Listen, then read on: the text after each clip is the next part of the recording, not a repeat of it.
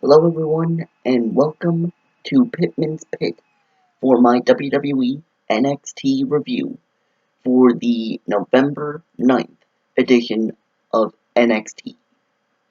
I'd like to start out this video by apologizing to any of my consistent viewers for the fact that I did not review this week's editions of Monday Night Raw or SmackDown Live this week.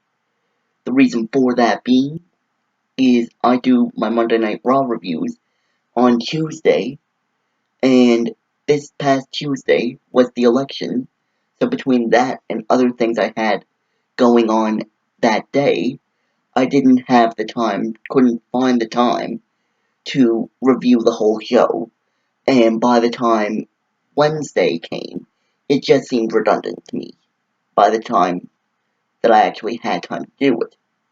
That's also the reason that I did not watch SmackDown this week, because I was watching coverage of the US presidential election. So, I apologize. It will not be a consistent thing for my viewers to worry about. I usually will upload a video on the days that in my channel trailer I have said that I'm going to upload videos, Tuesdays, Wednesdays, and Thursdays. But this was just something that I had some things on the go, and I was interested in the election, and frankly, I put wrestling to the side to look at the election coverage to find out who was going to be the United States president. But with that aside, I did watch WWE NXT last night, and I am here for Pittman's Pit to review the show. Overall, it was a great show, and I think a lot of that has to do, as I've said before, with the fact that NXT, you only have to sit through 1 hour of wrestling.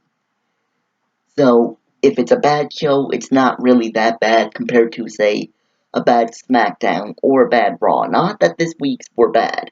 Both SmackDown, from what I saw of it, like, I saw clips and it looked okay, and I did watch Raw, and from what I saw of that, that was a great show, especially with the Scottish crowd.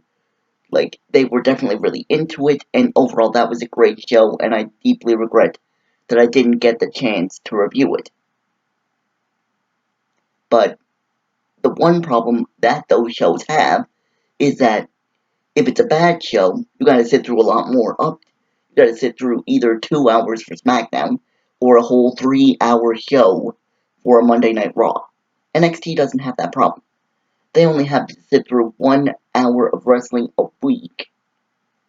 And because of the talent roster and the storyline and frankly better writing, maybe because of time constraints, overall it makes for a better product in my opinion. There were 2 things that this show centered around.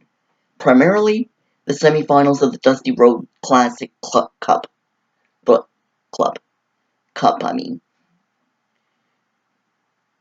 So, the 2 matches for the semifinals this week were DIY, Johnny Gargano, and Tommaso Ciampa versus the authors, if I can speak today, the Authors of Pain, which are 2 men by the name of Akam and Razor, I believe. So, that was your first match of the night. And overall, I thought it was a pretty good match. There was this one really great spot where Razor had literally both of Tommaso and Johnny Gargano in his arms. Like, one was in his arms and the other was like on his shoulders for a Samoan drop. And he did like a fall away slam, throwing one over his back, and then slammed the other guy off his shoulders to the mat at the same time. I thought that was an incredible spot, and I didn't really expect to see something like that because I've never seen anybody pull something like that off, except maybe Ryback when he used to do the double shell stick chalk. Ugh, if I could speak today. I'm sorry about this. So, overall, it was a great match. The Authors of Pain looked like brutes. They pulled off all these great, impressive power feats. And Tommaso Ciampa and Johnny Gargano were flying around the ring and just going absolutely bonkers and kicking the Authors in the head, left and right. But it ultimately came down to exactly what I said last week in my NXT review, what I thought was going to happen with this match. I'm a little surprised that even I was able to predict this. Freaking the Revival comes out. They were under the ring for some reason.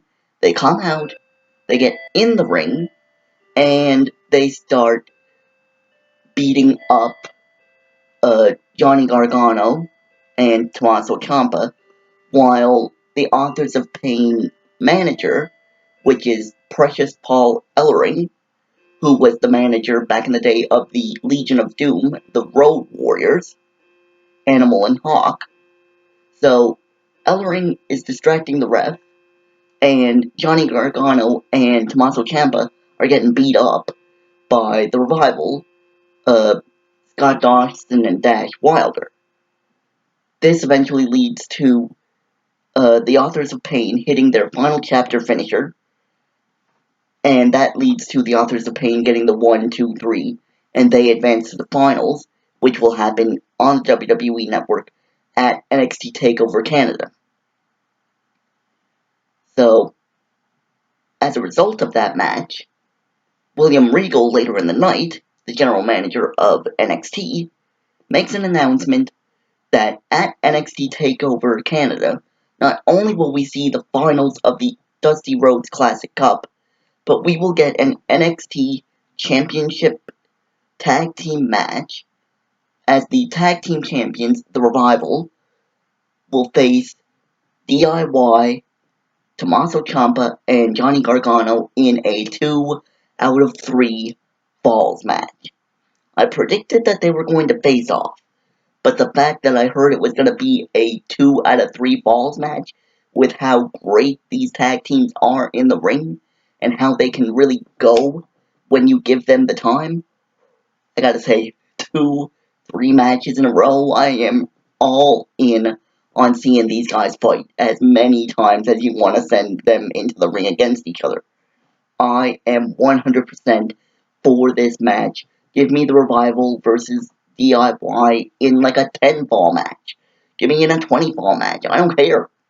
I'm in. So, that was a great segment. Great match with a pretty good result, although I honestly would have rathered it be DIY in the finals, but if you're going to give me a 2 out of 3 falls match, honestly, I'm not going to complain. That may be even better. I'm good. Next up, we had a promo segment, an interview segment with the Perfect 10, Ty Dillinger, as he talked about his upcoming match at TakeOver Canada versus the glorious Bobby Roode.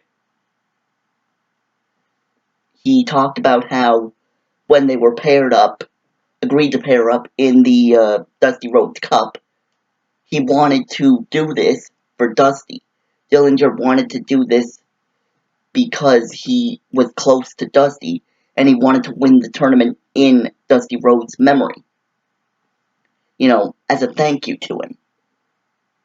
But he knew that Bobby Roode was only in it for himself, and he went back on his word because his word means nothing. And he's basically going to say that he's going to get his revenge for Dusty at NXT TakeOver Canada, and he's going to beat up Bobby Roode and turn Canada into what he calls the perfect 10 country. Well, really, he said Toronto into the perfect 10 city. But let's face it, he's going after the whole damn country, really. So, I'm really interested in this match. I kind of wish that it would have been given a little bit more build-up, but with only an hour, there's only so much you can do. There's only so many times you can really promote it. So I really think it's going to be a great match. I hope it gets a lot of time, since there aren't really overall that many matches to worry about. So if you make the show 2 hours or so, or maybe an hour and a half, you should be able to make all these matches have plenty of time and plenty of room to be able to make them the great matches that they can be if you don't bog them down or constrain them with only like 5 minutes each. So overall, Rude versus Dillinger, gonna be a great match, and I'm really looking forward to it. Next up, your second semifinal match for the Dusty Rhodes Classic Tournament, which was Sanity, which was Sawyer Fulton and Desmond Wolfe versus TM61. And this was a pretty good match as well. Sawyer Fulton and his tag team partner, Desmond Wolfe, were doing a lot of really interesting tag team moves that I didn't really see a lot of big guys do, because Sanity are really big dudes. But they're doing these moves that I haven't really seen a lot of guys their size pull off. And they're specializing in tag team moves and double teams, and they're like this brawling, we're not all there in the head kind of style. So I loved it. I loved that side of it. And right off the gate, they beat up TM61 before the match even begins. They throw them around. All 4 of them, because there's also a woman by the name of Nikki Cross and another guy by the name of Eric Young. A lot of people who watch professional wrestling will know exactly who EY Eric Young is. So those are the 4 members of Sanity. All 4 of them beat up TM61, and they absolutely destroyed them before the match even began. That meant that only one of them, Shane Thorne, was really able to compete in the match for most of it. His tag team partner, who, because they haven't really promoted him that much, because they haven't really done a lot to give TM61, personality, really. I don't even remember who the other guy's name is. And I apologize for that, but it's just not coming to me right now. Personally, the only thing that really makes any distinction from each other, really, for me, is just one wears blue, one wears orange. That's it. Other than that, they look and act and talk exactly the same. And frankly, I can't really tell the dang difference. But I digress. So, TM61, they're getting beat up. They're in a bad way. Only one of them can really fight. But then, later in the match, the other guy comes in. He makes this tag and he starts firing up for a little bit. But then, Sanity takes over again. This was this great underdog story. This really great, I don't know if they can even come back from this type of story that they were telling throughout this match. And in the end, TM61 just barely, just by the skin of their teeth, just barely escapes with a victory after one drop kicks a member of Sanity while the guy was trying to do a double team move with his partner, but it didn't pay off because the partner got drop kicked, and then they used that distraction to get a quick roll up pin, and while they were caught off guard, Sanity got pinned 1, 2, 3. Then Sanity, the rest of the members, tried to storm the ring, but TM61 just barely escapes away. And they scurry up the ramp. The underdog heroes managed to pull one off. So at TakeOver Canada, it will be WWE's Dusty Rhodes Classic Cup decided in the finals as the Authors of Pain will face TM61 in the finals. I feel like it'd be better if there was some sort of consequence for winning the cup. Like, the fact that they're dedicating it to a guy like Dusty Rhodes, I love that. He deserved it. He was one of the greatest talkers and one of the greatest personalities in professional wrestling history. He deserves the recognition, especially with how influential to NXT he was. So he deserves that. But I'm just thinking, if you really want to pay homage to him, make this tournament named after him matter. Make it mean something other than his memory. Not that his memory doesn't mean enough. I'm just saying, like, make it like the winners get a tag team championship match at the next takeover. Make it something like that. I think that'd be even better. Because it would prove that just like Dusty wanted, you're giving these guys a chance to shine and you're promoting them even more by saying, okay, we're not just going to have them win the Classic Cup and then forget about them. We're actually going to do something with them afterwards. Now, to be fair, they do that and they make them matter, but they don't always end up number one contenders if they're doing well. It usually, like, think about how long it took people like the Vaudevillains to win the tag team championships when they were in NXT. Think about the fact that Enzo and Cass, for as long as they were promoted in NXT, they never won the tag team championship, even once.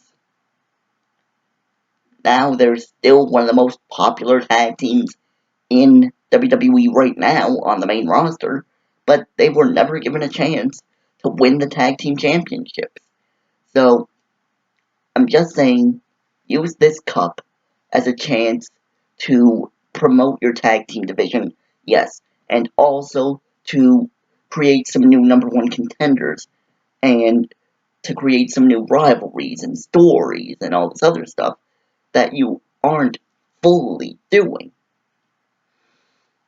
So, after the finals of the Dusty Rhodes Cup were decided, we had a match between a woman by the name of Rachel Evers, and her opponent was an upstart indie darling and a massively popular wrestler by the name of Ember Moon. Ember wrestled on the independent circuit as Athena the Goddess. I didn't really see a lot of her when she was Athena, but from what I have seen, honestly, it's like nothing I've ever known before in WWE or in professional wrestling from the women's division. I've never seen this before.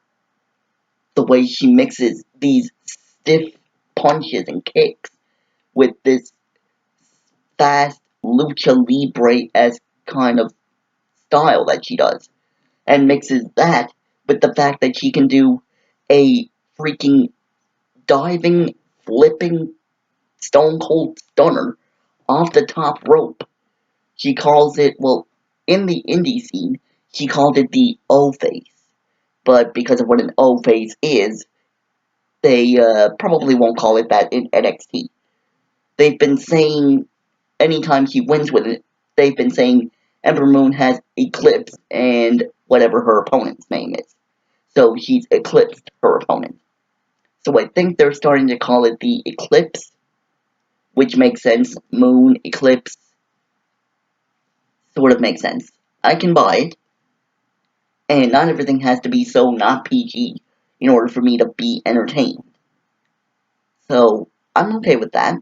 Call it the Eclipse, try to give her this mystique, this character, and make her finisher look as damn brutal as it freaking is. Because trust me, it is. I would not want to be on the other end of that.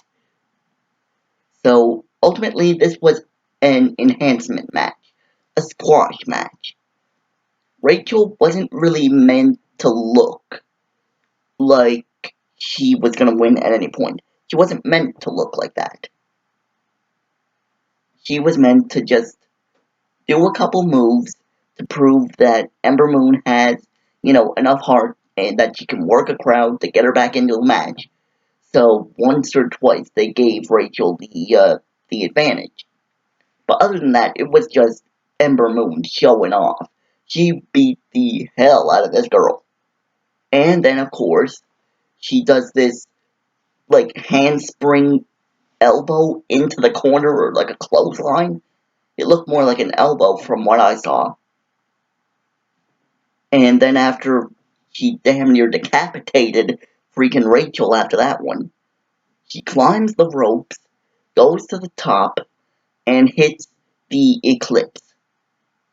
And the crowd, every time she hits that move, there's this pop.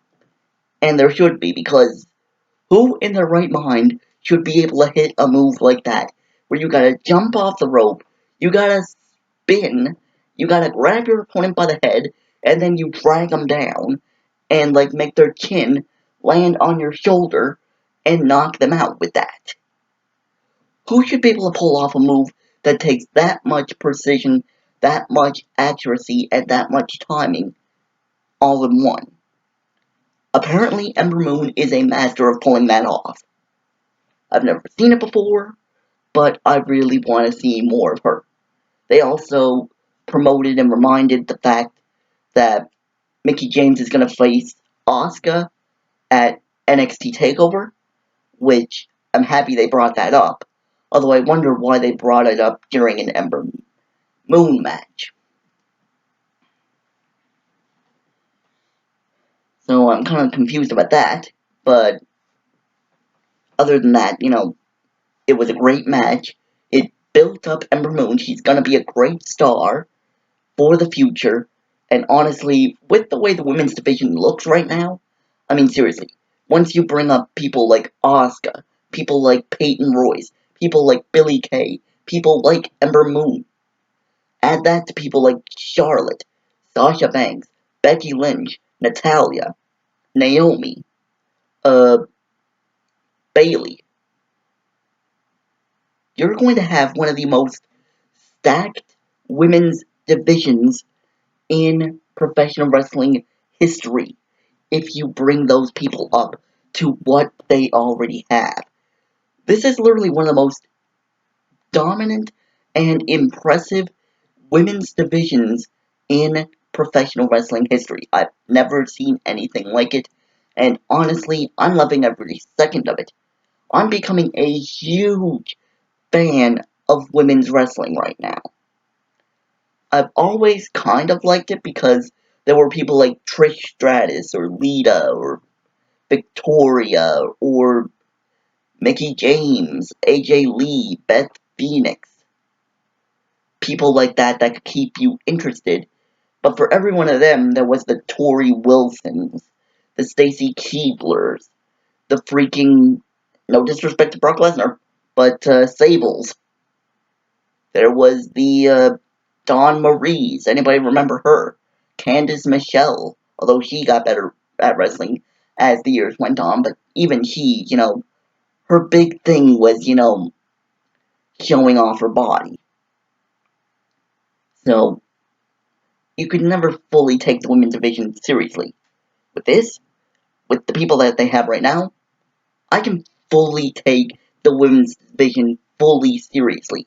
Even if they've got people like, say, an Eva Marie, or say, they're turning Emma, who can wrestle, into Emelina, and I'm wondering, are they still going to let her wrestle? I hope they do, because that girl can go. And if they bring her into the wrestling ring and actually let her do what we know already that she can do, I honestly think we're going to have one of the most impressive women's divisions of all time. Like, it's going to be game over. No other women's division has what WWE has right now. And I'm not just talking their production value or their name, although they definitely have that in spades. But as far as the talent, as far as the diversity, as far as the God-given ability that these women have. No other company, no other person outside of WWE has that, in my opinion, right now. Show me somebody that has the charisma of a Sasha Banks and a Bayley. Show me someone that can do the moves that an Ember Moon can do, or that an Asuka can do.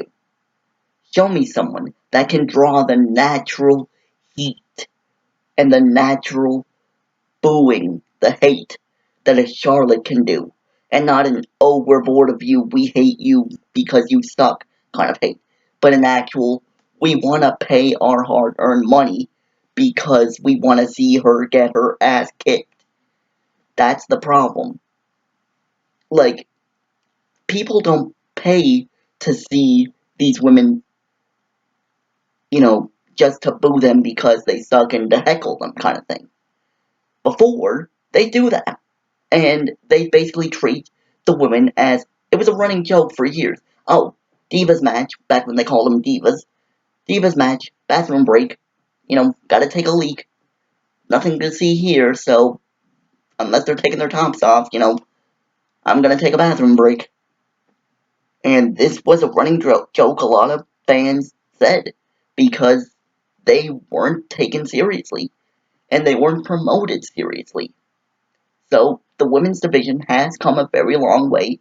And honestly, I'm impressed with it. And I think that this match between Asuka and Mickie James is going to, help with that, as well as the promotion of people like Billie Kay, like Peyton Royce, like Alexa Bliss, like Ember Moon, and anybody else that they can bring up.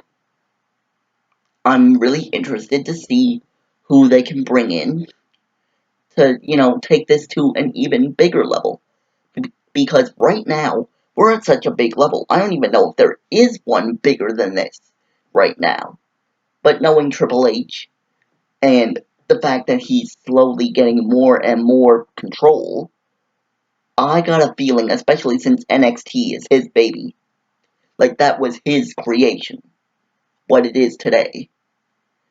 I got a feeling we've only just, reached the precipice of what WWE has in store for NXT. We've only just reached the beginning.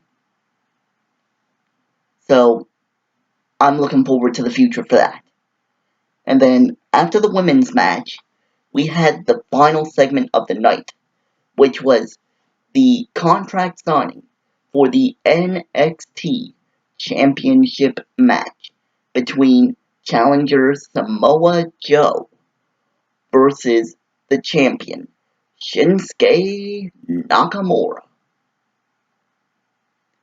Now, first off, William Regal came out and he introduced both men. But then, when Joe came out, he brought this other table. And basically, he said that because he knows if he goes down there, Shinsuke's gonna beat his ass. And he said, he twisted it and said, yeah, if he provokes me, I'm going to have to crush him right here, right now, and end your champion's career, pretty much. So, basically, he twisted it like he was saying there not for his own protection, but for Shinsuke's. Then he started being really disrespectful to William Regal, who is not only the general manager of NXT, but frankly a legend in WWE in his own right. He's treated like a god when they go to the UK. He's treated like freaking God when they go there. So, he starts saying, yeah, be a little good boy and bring that contract over to me. I'm not going in that ring. You come to me. And then, when Regal was being hesitant, and, he didn't want to make himself look like a punk. So, he wanted to make himself look like a man. So, he wanted to not, at first, not go there. He looked hesitant. He didn't say he wasn't going to do it, but he had this look in his eye like, I don't know if I really want to do this. So Joe keeps egging him and egging him and egging him and basically saying, hurry up. So William Regal gives him the contract. He signs it and then just drops it on the table really disrespectfully. With this smirk, with his feet up on the table, like, basically thinking like he's this big shot. And all the while, there's security guards in the ring around Shinsuke because these two have had a habit of brawling each other and absolutely causing havoc. So, when Shinsuke gets the contract, he signs it, and then he does one of the most badass things ever. He takes out all 6 of the freaking security guards that were there. He just took out 6 men at once, including powerbombing one through the table, and then he drops the contract on top of the guy that he just powerbombed through the table, and he just stares down Joe. And Joe just kind of looks back at him, with this smug look on his face. And they just stare each other down from across the room, one from the top of the stage, one from the ring, and that's how the show ends, with 2 badass destroyers staring each other down. The electricity and the tension could be cut with a knife, and you're just waiting to see these 2 bulls absolutely demolish one another in the ring. Honestly, it was a great way to close the show. It was an epic way to show how much these people just can absolutely wreak havoc around the arena. And I think that's why this match needs a stipulation. As I said, I think it should be either a street fight, a no-holds-barred match, or honestly, I would really like to see a last man standing match between these 2. Just because with the strong style they're both known for, this stiff, this hard-hitting, this we're going to throw as much real punches and kicks and as many real moves as we can get away with.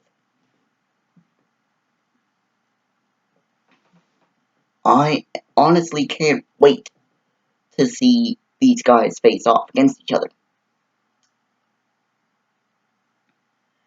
So, overall, those were my thoughts on NXT this week.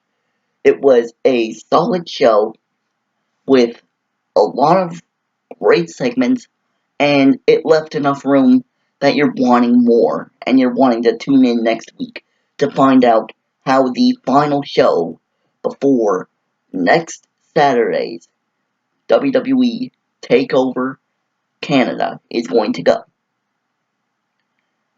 For Pittman's Pit, my name is Jonathan the Hot Wheels Pittman, and for now, I would like to say 2 things. First off, before I sign off here, I would like to say, go subscribe to a good buddy of mine, Jord95 Wrestling.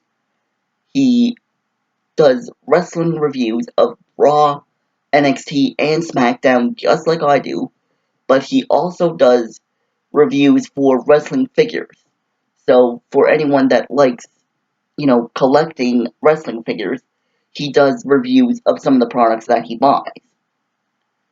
So I think he's really charismatic, does really great videos, has some really good editing, a lot better than mine, honestly, and I think it's well worth the subscribe.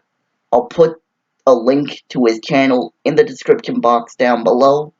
Please go subscribe to him. Subscribe to me if you haven't already. Share this video around as often as you can, anywhere you can. If you have any friends, family, anything at all, anybody at all that likes wrestling, share this around and tell them to subscribe to Pittman's Pit And until next time, I would like to say thank you for watching, and so long for now from the pit.